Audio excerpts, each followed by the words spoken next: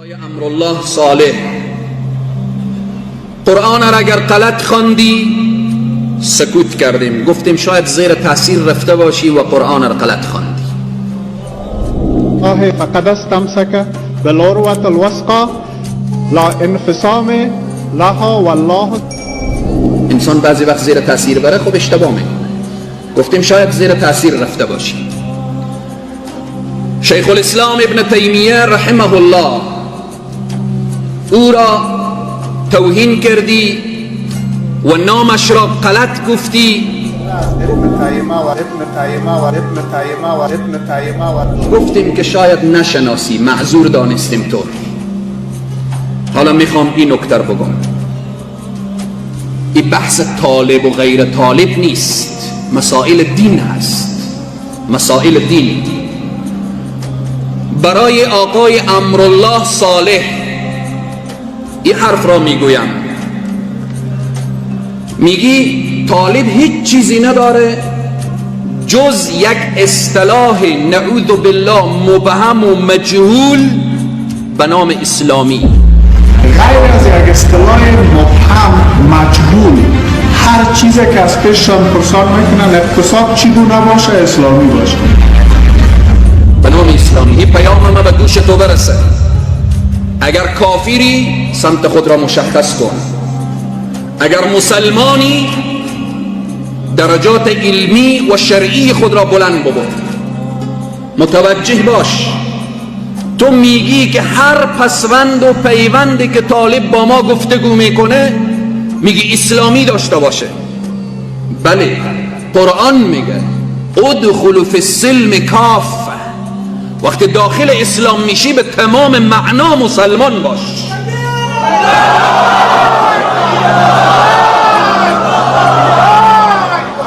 اولی تو اسلام عزیز ما را مجهول و مبهم خواندی، نمیدانم خودت از کجا هستی و کی هستی. خودت مجهولی و مبهمی، از کجا آب میخوری و ریشه تو کجاست. ولی ظاهر تزیر میدانیم که یکی از غلامان حلقه به گوش آمریکا.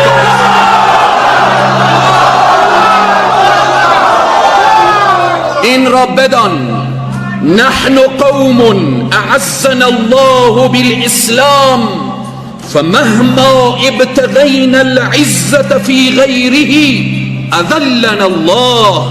ما قومی هستیم که از برکت اسلام عزیز شدیم.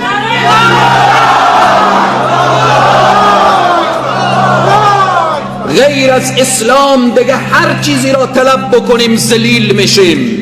عزت ما، عظمت ما، بزرگی ما، شهامت و شجاعت ما در اسلام هست. تمام مسائل صغیر و کبیر باید اسلامی باشه. این را که تو نمیدانی مشکل از توست. میگه طالبا گفتن اقتصاد هم باید اسلامی باشه. چقدر انسانی که از اسلام به دور هست.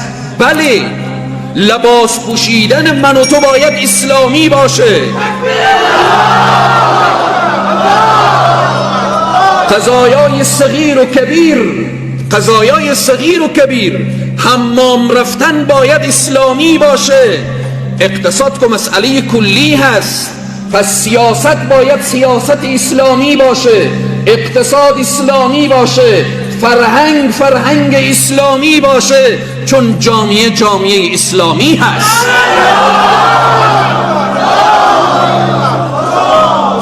همه اینها را باید بدانی که این توهین به اسلام را مجهول خواندی و اسلام را مبهم خواندی. اسلامی که 1400 سال میشه قلدران دنیا و باداران شما را،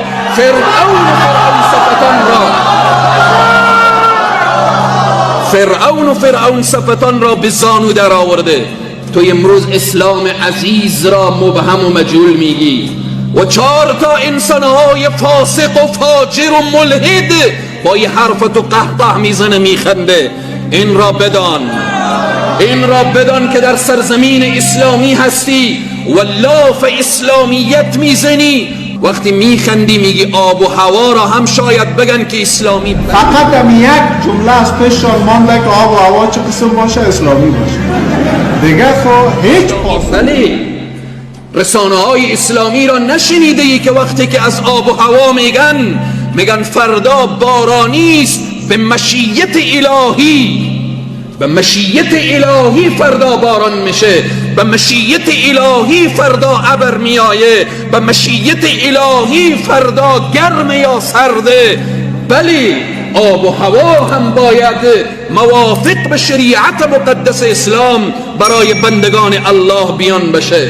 من برای تو دو توصیه دارم. پای خود را از گلیم خود بیشتر دراز کردی. تو در لابلای همین صحبت خود میگی که فلانی برای من کتاب داده که 700 صفحه داره. کتاب 700 صفحگی را میتوانی مطالعه کنی. من به تو توصیه میکنم شروط لا اله الا الله محمد رسول الله 3 صفحه هست. 3 صفحه، 1 صفحه، 2 صفحه، 3 صفحه. شروط لا اله الا الله را بردار مطالعه کن، ببین که چقدر معلومات دینی داری. نواقض اسلام را بخوان، 5 صفحه هست. بدان که آیا در دایره اسلام جا داری یا العیاذ بالله از دایره اسلام بیرون شدی. این توصیه من برای تو و برای همفکران تو و برای کسانی که وقتی اونجا بحث از اسلام میآید قهقه میزنن. برای سایر اون انسانهای مذبذب میگویم که کمی معلومات اسلامی خود را بلند ببرید و اسلام عزیزی که تمام دنیا را امروز تسخیر کرده، تمام اسلام امروز اسلام عزیز حتی به خانه های غیر مسلمانان کلام پروردگار داخل شده. تو میایی قانون 1.5 میلیاردی مسلمانان را که خود را هم نسبت به خانواده جهاد و مجاهد هم میدی و خود را بالآخر پیکر ایجامیه هم میدانی، میایی اسلام العیاذ بالله نعوذ بالله من ذلک اسلام میگی. اسلام یک اصطلاح میگی اصطلاح مجهول و اصطلاح مبهم. بله، کسی که خودش مجهول باشه، خودش مبهم باشه، نفهمه که دارای چی فکر و اندیشه، ندانه که ملعبه چی کسانی قرار گرفته. بله، اسلام برای خودش هم مجهول هست و هم مبهم. اما اسلام چراغیه که ازهر من الشمس، خورشید اسلام در افق دنیا تابیده و میدرخشه. آقای صالح، به خدا رجوع بکن. من نمیخوام بگم از ملت معذرت بخوا، از الله معذرت بخوا، از الله معذرت بخوا که الله به او عظمت و بزرگی میفرمایه الیوم اکملت لکم دینکم و اتممت علیکم نعمتی و رضیت لکم الاسلام دینا. این دین را الله میگه من اسلام را به شما انتخاب کردم. الله به او عظمت و بزرگی میفرمایه و من یبتغی غیر الاسلام دینا فلن یقبل من. کسی غیر از اسلام دین را انتخاب بکنه هرگز از او پذیرفته نمیشه. از الله معذرت بخواه، حالت وخیم هست. تو با هر گروهی که عقده شخصی داری میخوای به اسلام عزیز توهین کنی؟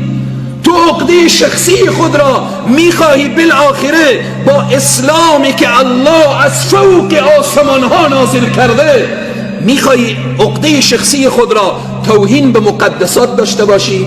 شرم کن، حیا کن، از الله معذرت بخواه. پروردگار عالم تو و امثال تو را هدایت کنه. اگر قابل هدایت نیستن چنین اشخاصی، الله شر اونها را از سر این ملت مظلوم و بیچاره دور بسازه.